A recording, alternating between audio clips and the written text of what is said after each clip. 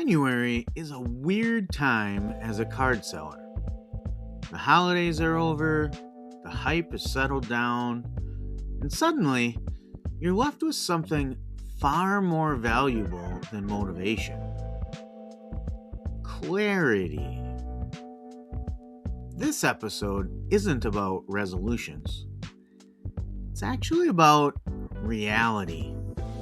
Today, I want to talk honestly about what didn't work for me, habits that quietly hurt my profits, and what I'm intentionally fixing going into 2026.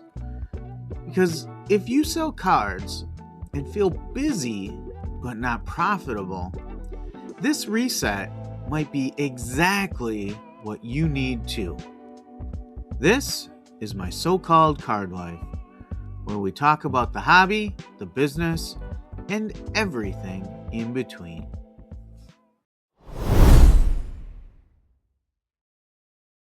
Welcome to my so-called card life, an inside look at the life of a low-end card reseller, brought to you by JC3 Cards and Collectibles, a premier reseller of trading cards available today on eBay, Collects, and whatnot. Whether you're looking to fill out that new set or just rekindle memories with one of your favorite players from your favorite teams, let JC3 Cards and Collectibles help you find that card you're looking for and provide fast, secure delivery straight to your door.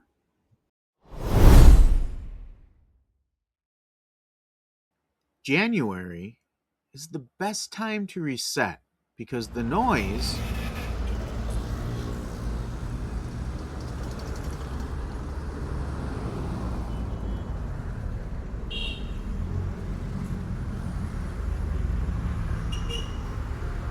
is gone.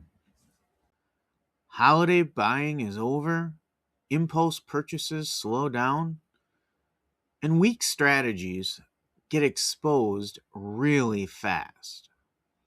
This is when you stop asking, how many cards did I sell? And start asking, how well did I actually do? For me, January isn't about starting over. It's about correcting course before those small leaks turn into big losses that sink the ship.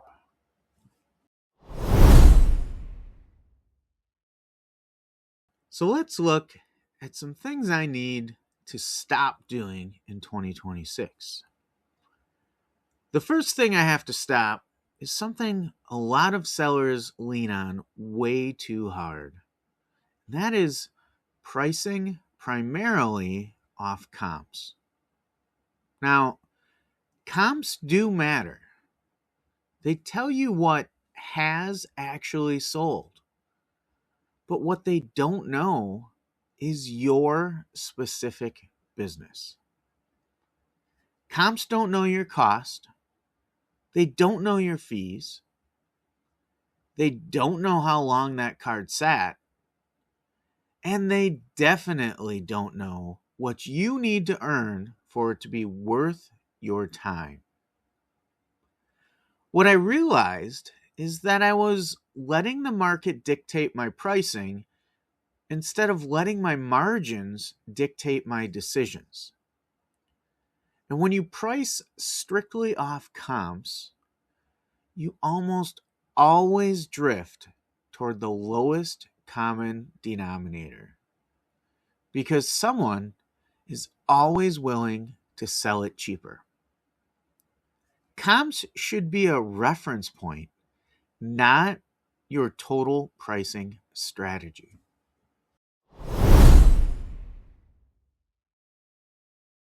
This next action to stop stings a little bit because it feels productive.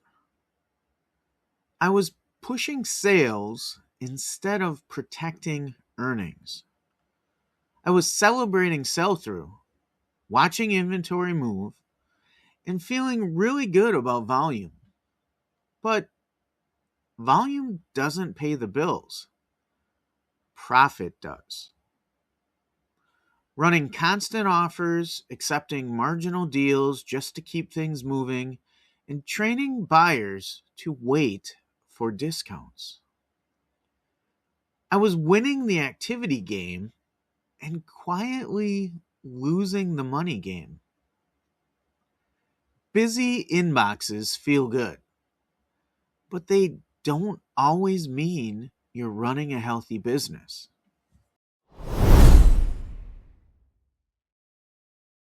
So here's what I'm starting to do differently.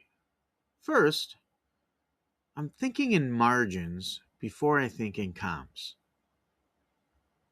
Before a card ever gets listed, I'm asking, what does this need to earn for this to make sense? Second, I'm slowing down buying decisions. Not every good deal is my deal. Not every flip fits my model.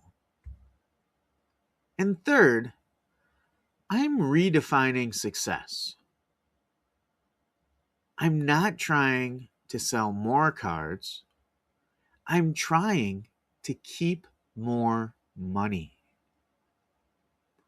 That shift alone changes everything.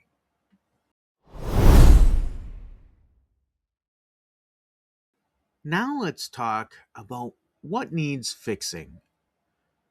Buying discipline is number one. If a card requires perfect execution to make a few bucks, it's probably not worth buying.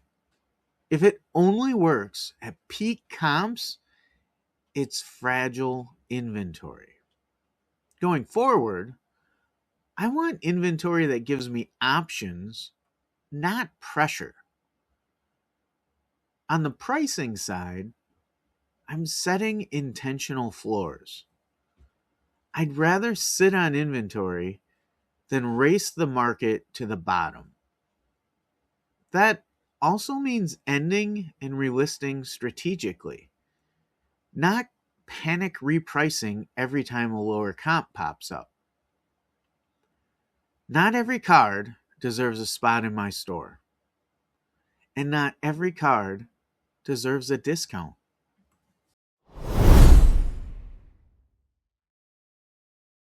Marketing tools are very powerful, but only when they support good pricing. Sending offers shouldn't be automatic. Promotions shouldn't be permanent. Discounts shouldn't replace strategy.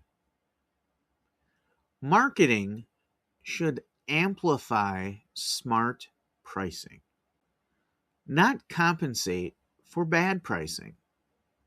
Used correctly, tools like send offers help move inventory efficiently.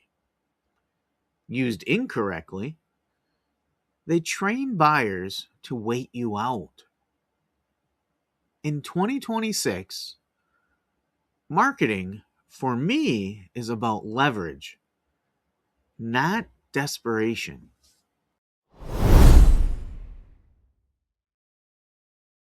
So here's my challenge for you. Ask yourself, what's one habit you need to stop this year?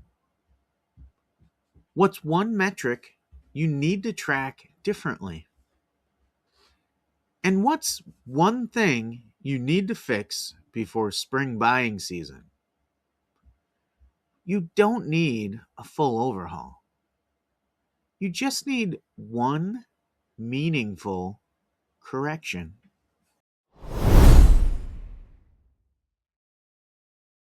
January isn't about becoming a new seller.